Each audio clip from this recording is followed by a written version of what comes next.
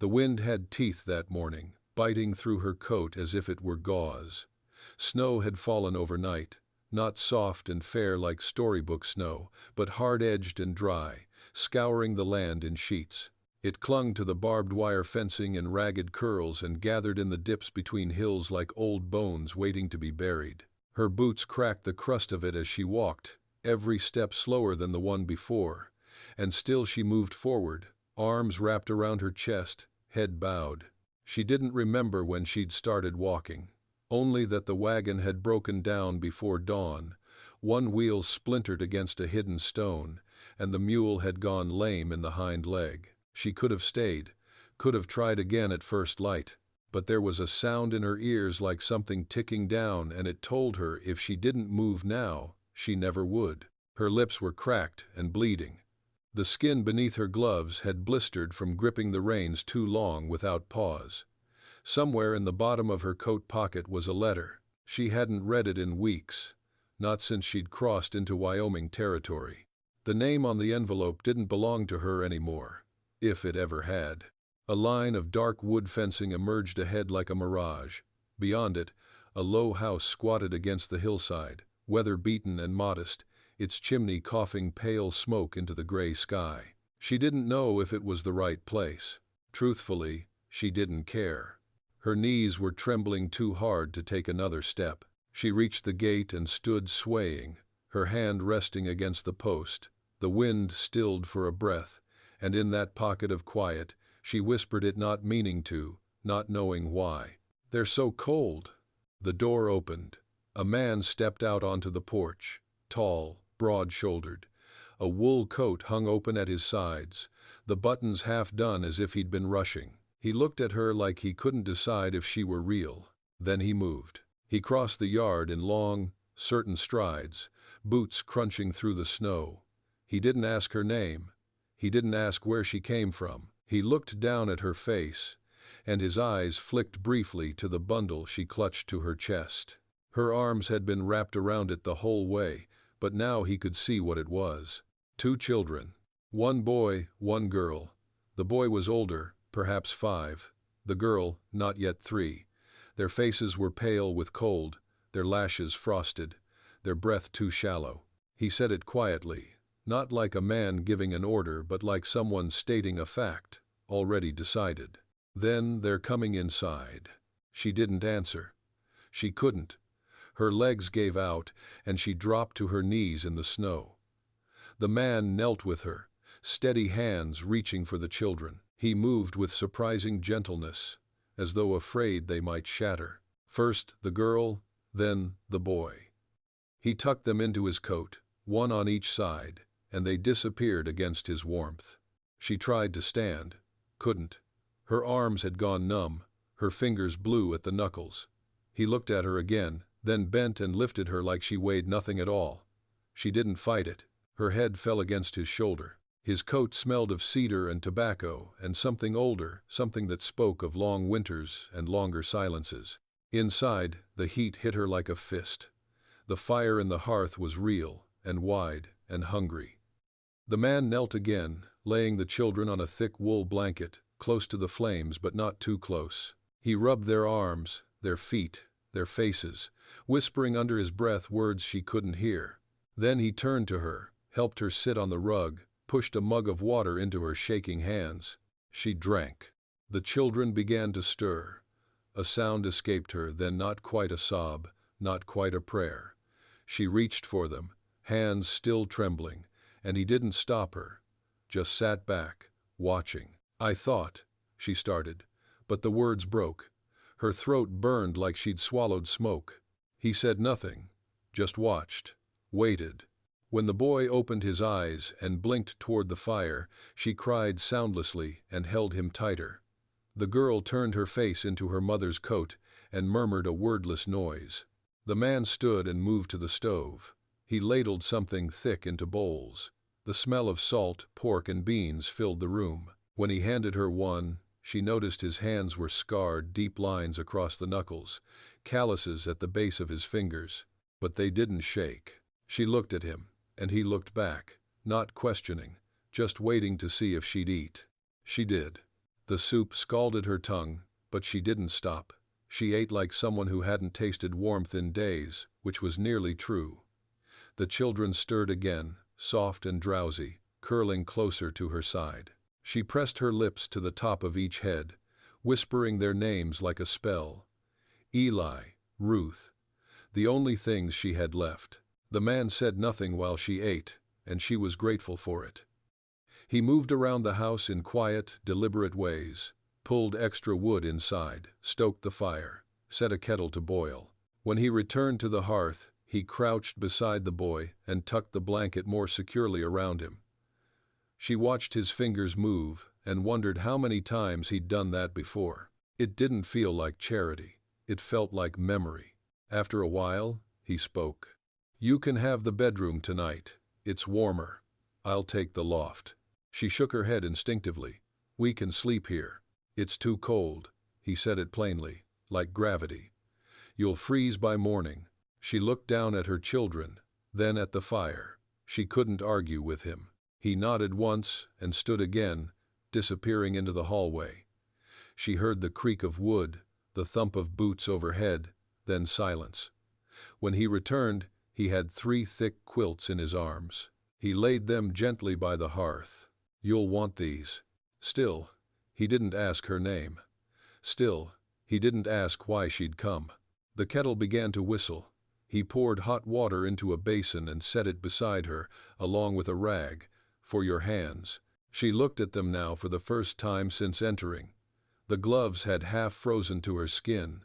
When she peeled them off, the pain was sharp, bright. Blood had cracked through the knuckles and settled under her nails. She soaked the cloth and pressed it to her palms, biting her lip so she wouldn't cry out. He didn't look away from the sight of her wounds. He didn't flinch, just sat back and let her do what she needed. "Snow's coming heavy through the pass," he said after a minute.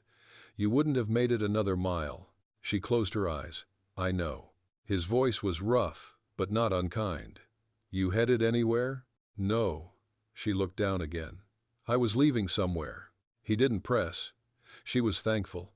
The wind howled against the windows, and the logs in the fire snapped with sudden, urgent heat. The children slept on. She touched their cheeks again, checking their warmth, reassured by the color returning there. She hadn't meant to stop here, hadn't even known this place existed. But now, sitting in the low light with a bowl in her hands and 2 sleeping children at her side, she let her breath go for the first time in what felt like years. He got up again, disappeared into the side room. When he returned, he carried a small tin in one hand. He held it out to her. "Salve, for the cracks. My mother used to swear by it." She took it without a word. The scent was sharp, medicinal, but soothing. She rubbed it gently into her palms, wincing at first, then easing into the sting. He sat again by the fire, a few feet away, elbows on his knees. For a long time, they didn't speak. Then, softly, he said, "My name's Caleb." She looked at him for the first time, really looked. Dark hair, a bit long and curling at the ends, eyes the color of turned soil, skin worn by wind and sun. He was young, but his face had the stillness of someone who'd learned how to survive silence. She swallowed. "Clara." He nodded like that was enough. And it was. Outside, the storm deepened. The wind moaned like it was mourning something too old to name. She pulled the children closer and reached for one of the quilts, laying it across their bodies. When she looked up again, Caleb was watching her with a quiet kind of patience. "You can stay here a while," he said. She didn't answer. Couldn't trust her voice. "You're safe." He said it like it was fact. Not a promise, just truth. And for the first time in months, maybe longer, she believed it. Stay close, for there are more roads to travel, more hearts to mend. Subscribe now.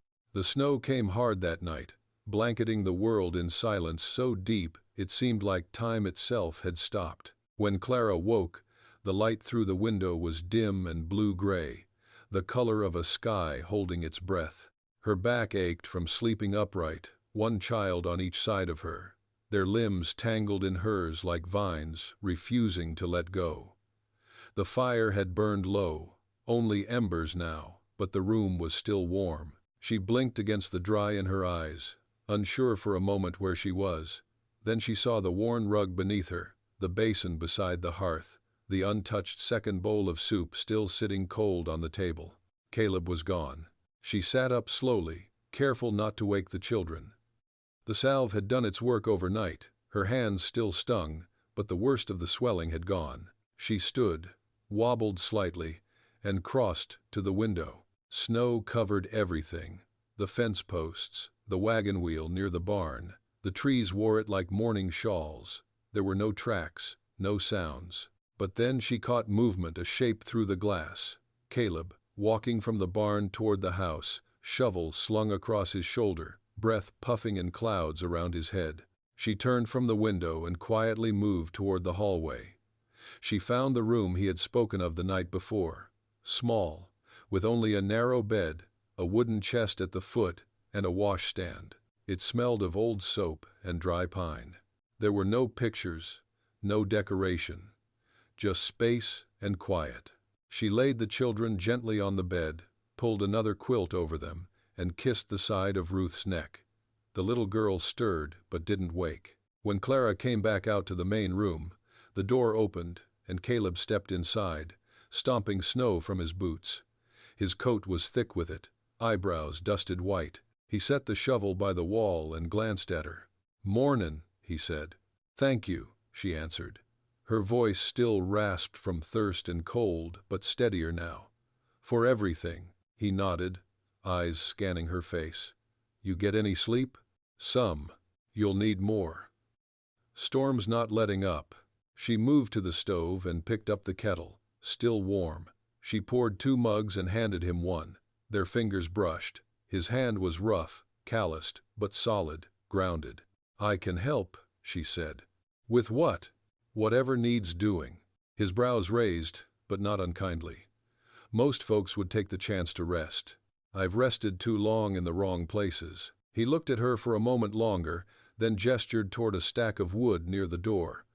"That could use bringing in, if you're set on it." She didn't smile, but her lips twitched like they remembered how. She pulled on her coat and boots, grabbed the basket near the hearth, and followed him outside. The cold slapped her in the face, but she welcomed it. It was real.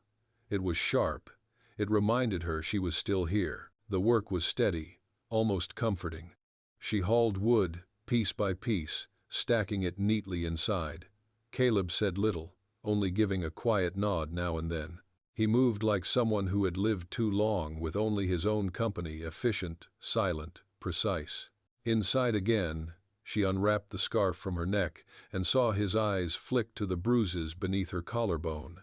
Faint, yellowed, but still visible. He didn't ask, but his jaw set slightly. A flicker of something passed through him. Not pity, something harder. "Children, okay?" he asked instead. "Sleeping?" She hesitated. "It's the first time they've slept through the night in weeks." He nodded. "That'll be the quiet. This place doesn't have much, but it has that." He poured more water into the kettle and set it back on the stove. Then, unexpectedly, he said, "I wasn't born to this ranch." She looked up. "My uncle left it to me. He didn't have sons. Took me in when I was a boy. Taught me the land, the animals. Said it was mine if I could keep it standing." "Why'd he take you in?" Caleb shrugged. "My father died young. My mother couldn't feed 4 boys. Clara didn't ask what happened to the others. I tried to sell the place last year," he added after a moment. "No one wanted it, too far out, too much work. So I stayed." She studied him, the way he stood there, not needing to fill the space with words. There was a sadness in him, yes, but it didn't drag him down. It was quiet, shaped into something useful. "Do you ever regret it?" she asked. He shook his head. "No. The land gives what it gives. You take it or you don't." She was quiet for a long moment. Then she said, "That's why I left. Because what we had kept taking." Caleb looked at her, not pressing, just seeing her, steady as the horizon. And for the first time, Clara didn't look away. The next day broke with no fanfare, just the hush of snow falling heavier than the day before, making the world outside look almost clean. Clara stepped out early, before the children woke, the cold slicing across her face like a knife. The air smelled of wood smoke and pine, and something else she couldn't quite name, something still and waiting, like breath held too long.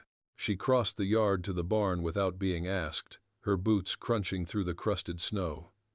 Inside, it was dim and warm, the scent of hay and animals thick in the air. Caleb was there already, brushing down the mare. He didn't turn when she entered, but she saw the slight lift of his shoulders. He'd heard her.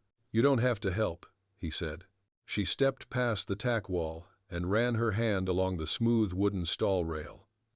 "I know." He paused, then nodded once and kept brushing. They worked in silence. She fed the hens, scooped grain into the trough, checked the water.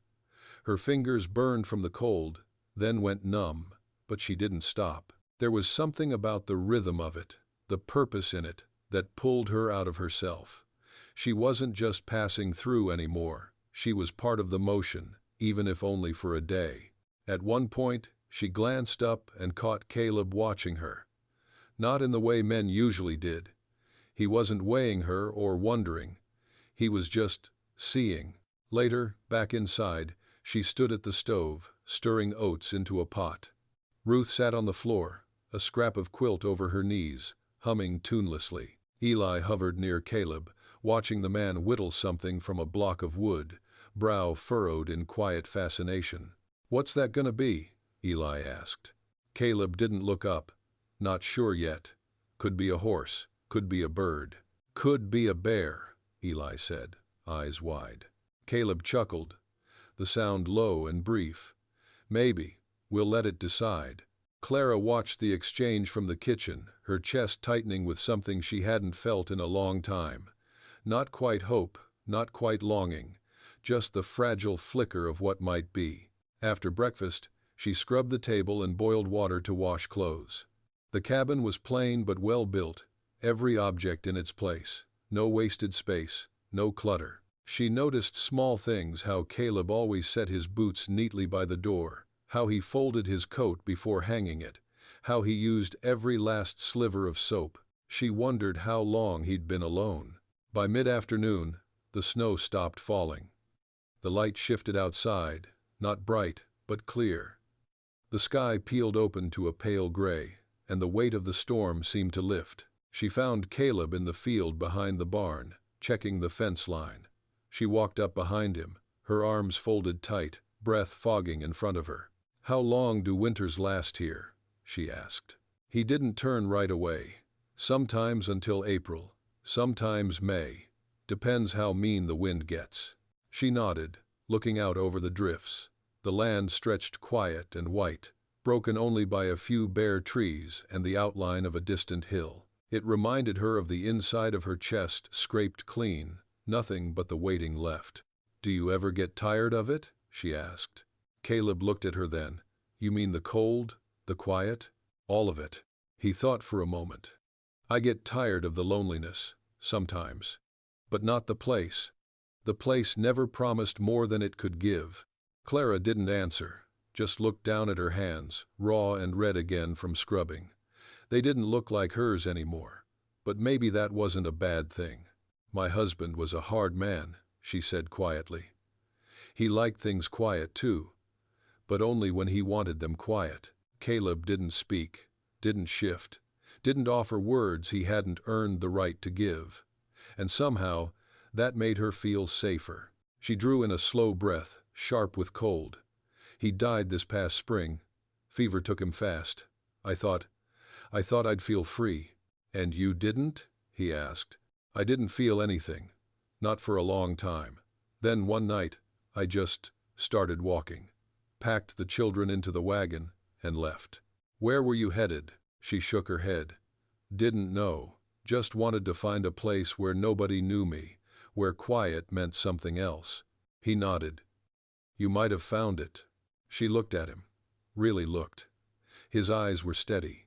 There was something in them, grief, maybe, or just the shadow of it. A man who'd known loss, but learned how to live beside it. "I don't know if I can stay," she said. "You don't have to decide yet," he replied. "Just keep walking until the quiet feels right." A gust of wind pulled across the field, scattering loose snow like breath from the earth itself. Clara turned toward the cabin, where a curl of smoke still rose from the chimney. The children were warm inside, the fire was still burning, and the silence didn't feel empty anymore. That night, Clara lay awake while the children slept curled at her sides, their breaths slow and even.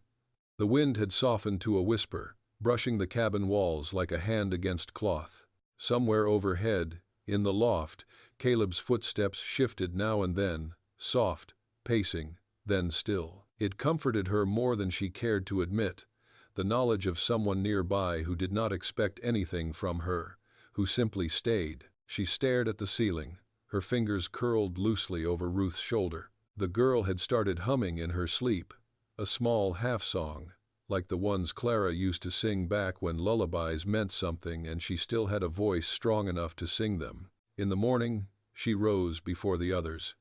The air was cold, and her breath formed clouds in the dim room, but the stove still held a bit of warmth. She fed the fire and boiled water, careful not to wake anyone. The motion felt familiar now. Her body remembered what it meant to move for a reason. When the children woke, she gave them warm bread and dried apples from Caleb's stores. Eli sat by the window, drawing lines in the fogged glass, while Ruth clung to Clara's hip, one fist curled around the hem of her skirt. Caleb returned from the pasture not long after, his coat heavy with frost. He said good morning with a quiet nod, then set about boiling more water for coffee. "Fence held," he said. "That's the best news I've got." "That's enough," she replied. Over the next few days, the storm stayed quiet. The wind settled. The snow stopped. Clara helped with the chores, each task building her strength. She gathered eggs, mended a broken hinge on the back door, swept the hearth, patched one of Eli's shirts.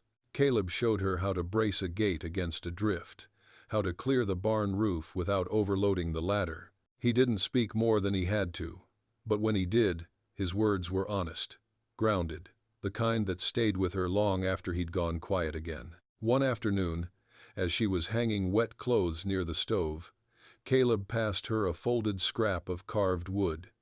She turned it over in her hand. "A bird?" she asked. "Supposed to be," he said. It was rough, uneven, not quite any kind she could name, but there was something beautiful in the effort. The way the wings tilted back like they'd just caught air. The small line etched for the beak. It looked unfinished, but alive. "For Ruth?" she guessed. "For whoever needs it." She smiled faintly and tucked it into her apron pocket. That evening, after supper, Eli climbed onto the bench beside Caleb and asked about the stars. Caleb opened the door, wrapped the boy in a blanket, and stepped outside with him. Clara watched from the window. Caleb knelt in the snow, pointing up to constellations, his breath rising like smoke.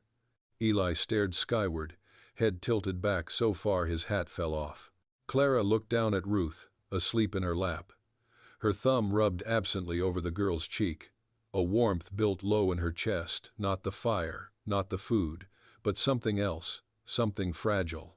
Later, after the children had gone to bed, Clara sat by the fire, rubbing more salve into her palms. Caleb sat across from her, a cup between his hands, his eyes half closed from the heat. "My husband's family didn't believe in help," she said suddenly. "Said it made people soft. Said pain was God's way of trimming the weak." Caleb opened his eyes, said nothing. "He wasn't cruel, not at first, just hard. And I thought I could live with hard. Thought I had to." She looked down at her hands, rubbed at the ridge of a scar just below her thumb. "I used to think I'd get used to being afraid, that if I stayed quiet enough, stayed small enough, it wouldn't matter." Her voice didn't tremble, but her eyes did. "I'm not small anymore," she said. Caleb leaned forward, elbows on his knees, the light from the fire painting his face in gold and shadow. "No, you're not." She met his eyes, held them. "I don't know what comes next. You don't have to." She let that settle, Then she nodded, once, as if making a pact with herself. Caleb stood and took her empty cup. "Come morning," he said. "We'll check the creek. Ice is thick enough. We might be able to chop some clean water." "All right." He looked at her again before heading to the kitchen. A glance that held no promises, no pressure, just presence. And that, for now, was more than enough. The creek sat in a hollow between two hills, its surface buried beneath a thick layer of ice, rimmed with snow that looked soft but packed hard as iron. They walked there together after breakfast, Caleb with an axe slung over his shoulder, Clara carrying a small tin pail in one hand, her other wrapped around Eli's mittened fingers. Ruth rode Caleb's hip, bundled tight in a quilted coat that had belonged to a cousin's daughter, long since grown and gone. Their boots crunched over the crusted path, and the cold air pinched their skin, but no one complained. The sun had come out, pale and watery, and for the first time in days, shadows moved again. At the creek's edge, Caleb handed Ruth to Clara and stepped onto the ice, testing it with practiced weight. Then he lifted the axe and swung, steady and clean. The crack rang out like a gunshot, and Clara flinched, more out of habit than fear. "Still spooks you?" Caleb asked, pausing to glance back. She shifted Ruth on her hip and nodded. "Loud things always have." He didn't press her, just turned back to the ice and kept swinging. Eli knelt by the edge, peering into the dark water as it opened beneath the shattered surface. "There's fish down there," he whispered. "Maybe," Caleb said, "sleeping for now." Clara set Ruth down and wrapped an arm around both children, pulling them close as the wind picked up. It wasn't cruel wind, just cold and busy, alive. When the hole was wide enough, Caleb knelt and filled the pail. Water sloshed up, clean and sharp as glass. He handed it to Clara without a word. She took it, nodded her thanks. "Spring'll come," he said, wiping the back of his glove across his brow. "I'm counting on it." They walked back slower, the sun warm enough now to make the snow wet at the edges. Eli asked questions the whole way about birds and fence posts and what kinds of trees made the best firewood. Caleb answered with short, honest words, patient in a way that made Clara ache a little. Later that day, Clara stood by the barn, splitting kindling. Her hands still hurt, but they worked. Her arms were sore, but stronger than they'd been in weeks. Caleb worked beside her, mending the latch on the feed bin, a leather strap clamped between his teeth. He spit it out, tied it tight, and stood. "You ever think about leaving?" she asked suddenly. He looked at her. "I mean this place, starting over somewhere else." "I used to." "What stopped you?" He shrugged. "Got tired of running, figured maybe it wasn't the land that was empty." She let out a slow breath and leaned on the axe. "I used to think staying meant weakness, like it proved him right." Caleb took a moment before he spoke. "Sometimes staying is harder." She looked over at him. "You think I could do it? Stay, I mean. Build something here." He didn't answer right away, just stepped closer, slowly, until he stood beside her. The sky above had turned the color of river stone, and the last light of day stretched long over the field. "I think you already are," he said. She didn't look away this time, didn't drop her eyes or pretend not to hear him. Her throat felt full, but not from grief, not anymore. The next morning, she rose before dawn. The house was still. The air held that strange quiet that only comes right before a choice is made. She found Caleb outside, feeding the horses. The sun hadn't yet broken over the ridge. "I've decided," she said, her breath visible in the cold. He turned, waited. "I want to stay." He nodded. "All right. I don't have much to offer, just my hands, my time, my word." Caleb set the feed scoop down and stepped closer. "That's more than most." Behind her, the cabin stood warm and waiting. The children would wake soon. The day would begin. She didn't reach for him, and he didn't pull her close, but something passed between them all the same. A vow without ceremony, a thread tied quiet and strong. And for the first time since she'd walked away from everything she'd ever known, Clara felt the ground hold her back. The snow thawed slow, in wet, grudging drips. It didn't melt so much as loosen, like a clenched fist unclenching one finger at a time. March came with mud, thick and tireless, and Clara welcomed it. Mud meant change, meant the world was shifting underfoot, waking up from its long silence. She worked from sunup till after dark most days, sometimes beside Caleb, sometimes alone. He never hovered, never corrected, just showed her once, then trusted her to figure the rest.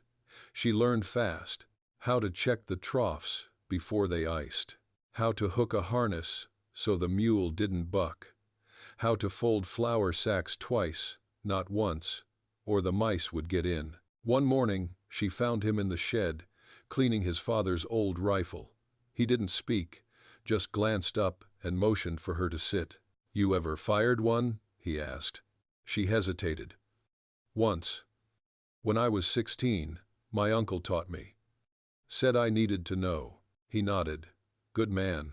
They sat quiet a while. The rifle parts gleamed in the soft light. Her hands itched with sawdust from earlier chores, and the back of her neck was damp with sweat beneath her kerchief. "You'll need to know again," Caleb said finally. Clara met his eyes. "I'm not running anymore." He held her gaze a long moment, then began reassembling the rifle, piece by piece, his motions calm, exact. It reminded her of how he cooked, measured, careful, never hurried. That evening, Ruth sat in Clara's lap, sick with a low fever. Her cheeks were too pink, her eyes glassy. Clara bathed her with cold water and murmured the old songs she hadn't sung in years. Caleb built the fire higher and boiled willow bark for tea. When Ruth finally slept, Clara stepped outside to breathe. The moon hung low, full, and soft as a bruise. Caleb stood near the edge of the porch, arms crossed against the cold. "She'll be fine," he said. "I know. She's strong. They both are." He looked at her sideways. "Get that from you." Clara didn't reply. She stepped down into the yard and turned her face to the sky. The air was still, not warm, but no longer bitter. Something had shifted. "Your mother," she said. "Was she kind?" Caleb took a long breath before answering. "She tried to be. She was tired, got left with too many mouths, not enough food. I think she did what she could." Clara nodded. "Mine died when I was 9. I don't remember the sound of her voice, just the feeling of it." He didn't ask what that meant. He just waited. "Soft hands," she said. "Not afraid to touch your cheek, even when you'd done wrong." Caleb stepped down beside her. "You've got that kind of voice." She felt it then, a slow unwinding inside her, like a knot that had been pulled too tight for too long. The ache of being seen, not as someone to fix or shelter, but as someone already whole, even if worn down at the edges. The days turned longer. The land breathed again. One morning, Clara stood at the window, holding a cup of coffee she'd learned to make the way Caleb liked it, black and steady, no sugar. Outside, Eli chased a stray chicken across the yard, laughing breathless. Ruth sat on the porch steps, cradling a wooden bird in her lap. She watched them and felt something unnameable settle in her chest. Not ease, not joy, but belonging, a quiet agreement between the land and her bones. Caleb came in behind her, rubbing the sleep from his eyes. "Got word," he said. "Postrider left a note with Sam down in town. Judge is riding circuit this month. He'll be out our way in a week or so." She turned. "Judge can help you settle your name, land, if you want to stay legal." She nodded slowly, the weight of it settling in. "You'd help me do that?" He met her eyes. "I wouldn't ask you to stay if I wouldn't help you stay safe." Her throat closed. She set the cup down and stepped closer. His hand found hers, not clinging, just holding. "You're sure?" she asked. "I've been sure since the day you asked if you could help."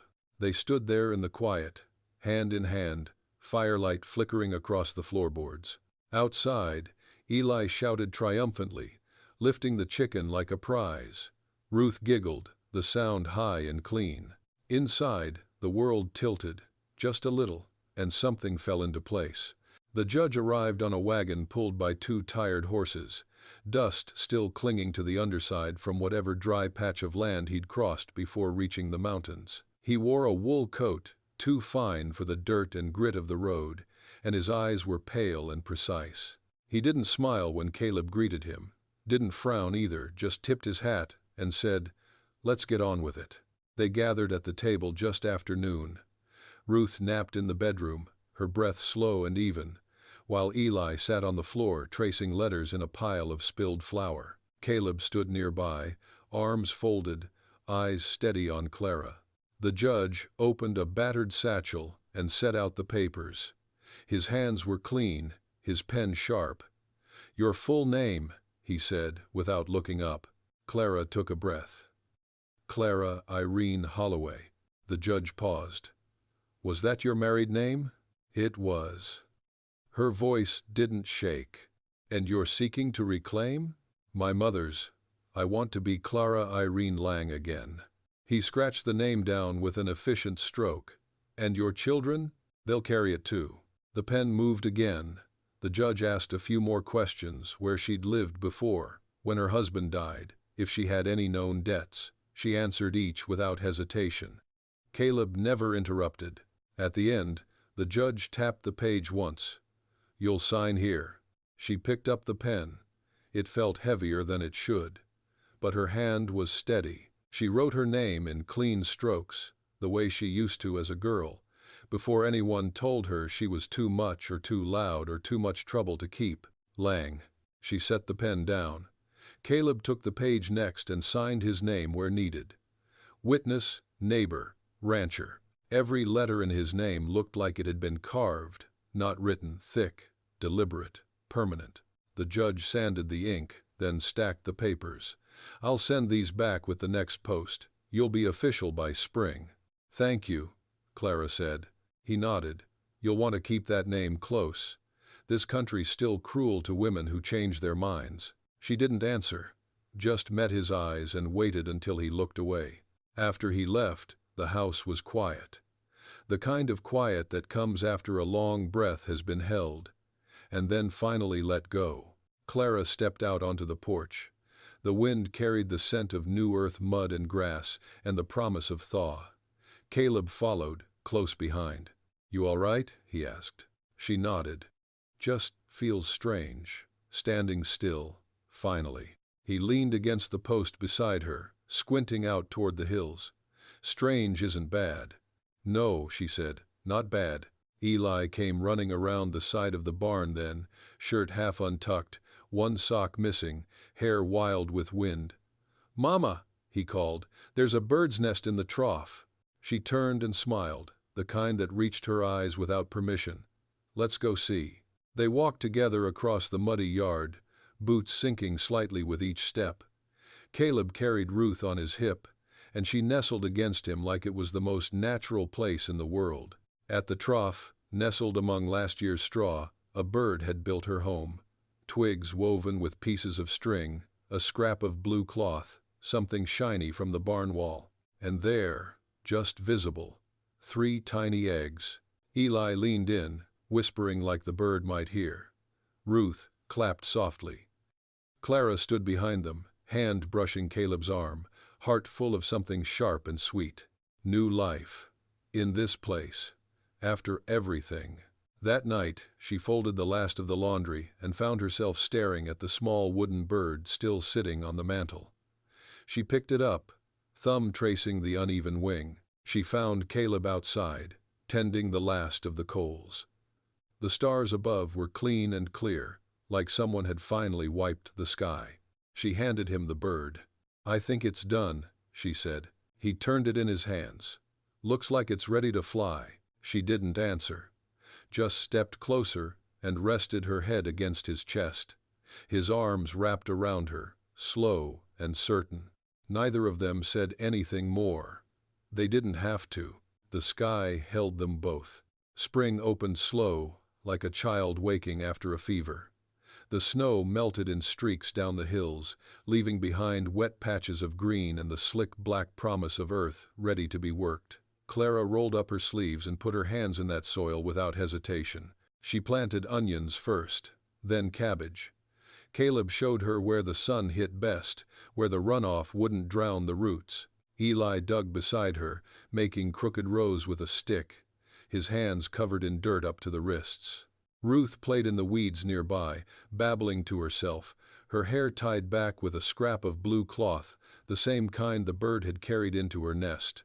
Each morning brought new signs: buds on the trees, calves bawling out behind the barn, wild geese overhead in a crooked, endless line. And Clara, moving through it all, learning the rhythm of a life not borrowed from someone else. One afternoon, Caleb brought out a trunk she hadn't seen before, worn leather, a broken clasp. He set it on the porch, opened it with care. Inside were old tools, ledgers, scraps of fabric, and a bundle of yellowed papers tied with twine. "My uncle kept everything," he said. "Never threw much out. Thought maybe you could use some of this." She reached in, pulling out a tin of buttons, a spool of thread, and a rusted pair of sewing shears that still worked when you pressed hard enough. "Did he teach you all this?" she asked. Caleb nodded. "He never had daughters. Didn't know what to do with me at first, but he showed me what he could." She looked at him, then back at the open trunk.